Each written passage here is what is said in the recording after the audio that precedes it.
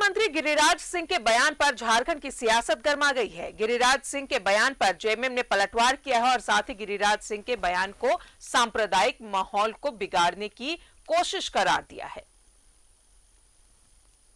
सिंह के बयान पर झारखंड का सियासी पारा चढ़ गया है।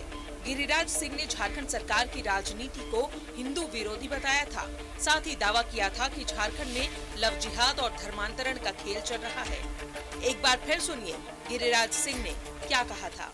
जिस ढंग की राजनीति हो रही है यहाँ की सरकार का, वो हिंदुओं को दबाने की राजनीति हो रही है। यहाँ धर्मांतरण जोरों पे चल रहा है। मुसलमानों ने जिस ढंग से लव जिहाद करके हिंदू की लड़कियों को के साथ हत्या हुई, उन्हीं के कंस्टिट्यूएंसी में हुई, उन्हीं के गृह जिले में हुई। गिरिराज सिंह के इसी बयान पर राजनीति गर्मा गई है। जेएमएम ने केंद्रीय मंत्री पर पलटवार करते हुए कहा है कि गिरिराज सिंह की आदत उल जलूल बयान देने की है। हिंदुओं के ठेकेदार तो गिरिराज सिंह नहीं है। झारखंड में आके इस तरह की भाषा का प्रयोग, सांप्रदायिक सौहार्द बिगाड़ने का प्रयास समझ से परे है। ये झारखंड की धरती है, उनको याद रखना चाहिए। ये बिरसा मुंडा की धरती है, सिद्धू कानू की धरती है, ये शिबू सोरेन की धरती है। उल जलूल बयानबाजी इनका सगल है, इनकी पहचान है।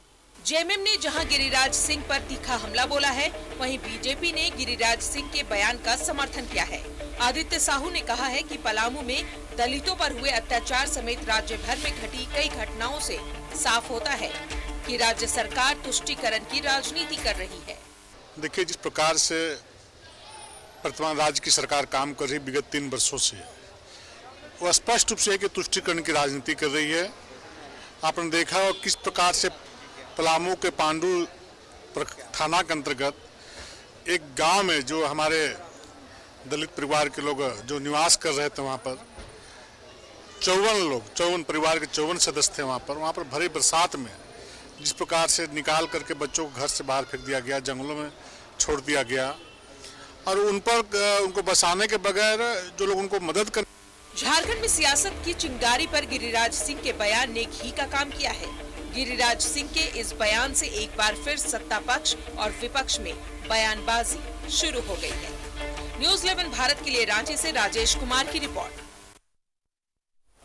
जुड़ेंगे सहयोगी राजेश हमारे साथ मौजूद है। राजेश, एक राजनेता को इस तरह का बयान शोभा नहीं देती। अगर इस तरह से जातिवाद या धर्म को लेकर के बयानबाजी की जाती है और किसी एक पार्टी को लेकर, तो जाहिर तौर पर पलटवार होगा। जेएमएम ने इसका पलटवार भी किया है।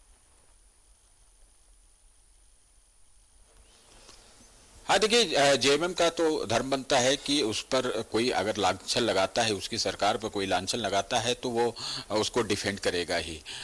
सवाल यह था, पत्रकारों का यह सवाल था कि किस प्रकार से यहाँ पर केंद्रीय एजेंसियां जो काम कर रही है और इसको लेकर सत्ता पक्ष बड़ा आशंकित रहता है और केंद्र सरकार पर यह आरोप लगाता है कि कहीं न कहीं यह केंद्रीय एजेंसियां केंद्र सरकार के इशारे पर काम कर रही है। तो जाहिर सी बात है कि कोई भी भारत सरकार का मंत्री है और बीजेपी का नेता है और जैसा कि आप जानती हैं कि गिरिराज सिंह एक फायर ब्रांड नेता है, उनके बोल थोड़े कड़वे होते ही हैं और इस तरह से आग वो निकलती ही है उनकी बोली से। तो उन्होंने कहा कि यहाँ की जो सरकार है वो जिस प्रकार से काम कर रही है वो कहीं न कहीं हिंदुओं को दबाने का प्रयास हो रहा है। कई घटनाओं का उन्होंने उल्लेख भी किया, जैसे दुमका में जो अंकिता को जला के मार दिया गया, तो उसमें जो आरोपी युवक था वो अल्पसंख्यक समुदाय से था, तो उसका उन्होंने जिक्र किया और यह भी कहा कि यह उनके ही गृह जिले में की घटना है और जो कार्रवाई उसमें तत्काल होनी चाहिए थी नहीं हुई। तो इसके अलावा और कहीं भी कोई ऐसे मामले आए हैं लव जिहाद से, उसका भी वो संकेत कर रहे। तो उन्होंने कहा कि ये सरकार जो है कहीं न कहीं जो बहुसंख्यक समुदाय है यानी हिंदू समाज है उसके हितों की अनदेखी कर रही है, जो ठीक नहीं है। यहाँ पर धर्मांतरण जैसे काम हो रहे हैं, कई जगहों पर इसकी शिकायतें आती है। तो उन्होंने यह सुझाव भी दिया सरकार को कि इसको लेके कड़े कानून बनाए जाने चाहिए, क्योंकि धर्मांतरण करके कहीं न कहीं इससे आदिवासी समाज का ही अहित हो रहा है।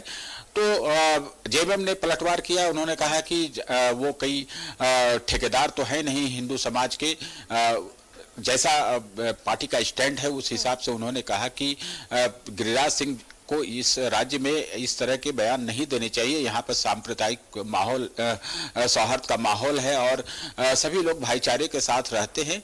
कहीं न कहीं ये एक साजिश है कि यहाँ के माहौल को बिगाड़ने की, इसलिए उन्होंने नसीहत दी कि गिरिराज सिंह यहाँ पर इस तरह के बयान देने से बाज आए। और साथ ही यह भी कहा कि जिस प्रकार से भाजपा के लोग अलग अलग घटनाओं का हवाला देकर तुष्टीकरण का आरोप सरकार पर लगाते रहे हैं, ये भी उचित नहीं है, क्योंकि कहीं कोई घटना होती है तो निष्पक्ष तरीके से कानून काम करता है और कानून के काम करने के रास्ते में कहीं कोई रोड़ा नहीं अटकाया जाता है। तो इस तरह के आरोप नहीं लगाए जाने चाहिए। राजदा, चलिए, तो गिरिराज सिंह के बयान पर जाहिर तौर पर झारखंड की सियासत गरमाई हुई है और जेएमएम ने इस पर कटाक्ष भी किया है, अपना स्टैंड भी उन्होंने क्लियर किया है। जाहिर तौर पर राजनीति में ऐसी चीजें होती हैं, सत्ता पक्ष हो चाहे विपक्ष हो, एक दूसरे पर आरोप प्रत्यारोप चलता रहता है। राजेश। हाँ बिल्कुल, देखिए राजनीति में ये तमाम आरोप प्रत्यारोप रहते हैं, इसको बहुत हाइप करने की जरूरत नहीं है, क्योंकि जो जिस लेवल के नेता होते हैं वो इस तरह की बातें करते हैं। और गिरिराज सिंह जाने जाते हैं कि कट्टर हिंदूवादी नेता के रूप में पहचाने भी जाते हैं, इसलिए उनके जो बयान होते हैं थोड़े तल्ख जरूर होते हैं उनके विरोधियों के लिए। तो जाहिर सी बात है कि जो प्रतिक्रिया भी होगी तो वो भी कड़ी प्रतिक्रिया ही होगी।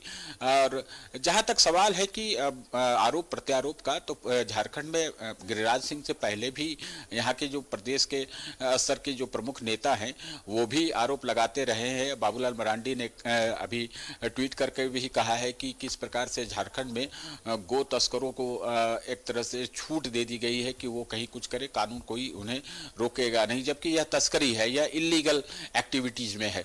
इसके अलावा कल संजय सेठ ने भी आरोप लगाया था कि गो तस्करी को लेकर जो मुख्यमंत्री के जो स्टैंड है वो बिल्कुल गलत है, ये एकदम इस तरीके से नहीं होना चाहिए। इसके अलावा उन्होंने कहा कि हाईकोर्ट का जिस प्रकार से टिप्पणी आई है मेन रोड में हिंसा जो हुई थी 10 जून को इसी साल, तो उस पर भी हाईकोर्ट की टिप्पणी आई थी, तो उस पर भी संजय सेठ ने कहा कि इस प्रकार की टिप्पणी आना सरकार के लिए शर्मनाक होना चाहिए। लेकिन सरकार जो है वो कहीं न कहीं किसी न किसी प्रभाव में काम करती है, ये आरोप संजय सेठ ने लगाया और कहा कि इसकी सीबीआई जांच होनी चाहिए, जैसा कि कोर्ट ने भी कहा है कि इसकी क्यों नहीं सीबीआई जांच कराई जाए। तो उसी में संजय सेठ ने कहा कि जिस दिन घटना हुई थी एक तरह से रांची को जलाने का प्रयास था और कहीं न कहीं और इस केस की फाइल को बंद कर देना ये भी एक दर्शाता है कि सरकार किसी को बचा रही है या फिर इस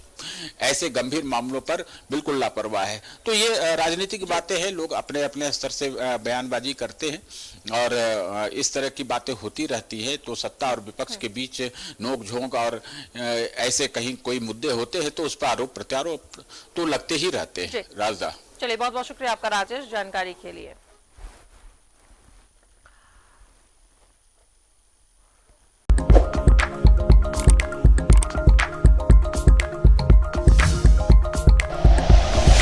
like and share videos, subscribe करें हमारा चैनल और प्रेस करें बेल आइकॉन। न्यूज़ 11 भारत, सच है तो दिखेगा।